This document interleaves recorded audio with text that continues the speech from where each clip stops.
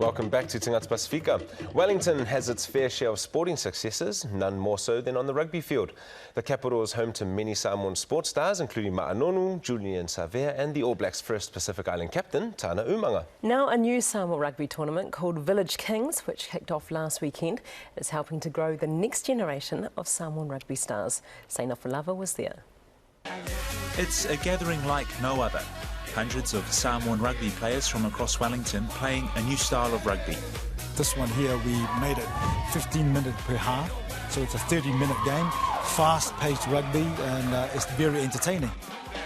12 Samoan village teams competing in a one-day rugby tournament, all vying for the title of Village Kings.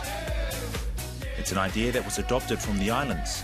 Wellington Samoan Rugby Union chairperson Tunu Mafono Ken A. Koi says the tournament is an opportunity for local players to get noticed.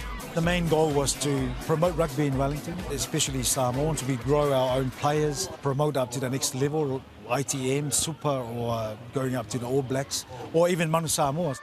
One local player who's already made an impression in this year's ITM Cup is 19-year-old Jackson Garden Bashop.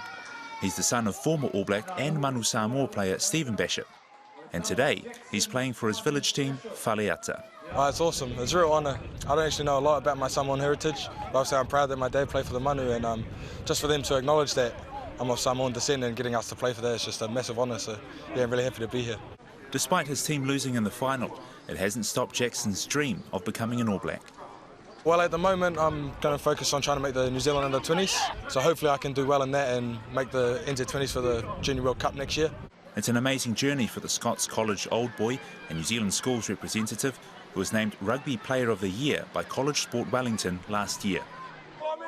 The advice to other young islanders wanting to do the same is simple. Just train hard, that's all it is. You know, a lot of island boys and just any boys in general can get distracted easily. So I think it's important to be focused, get yourself around a good group of people and just never give up.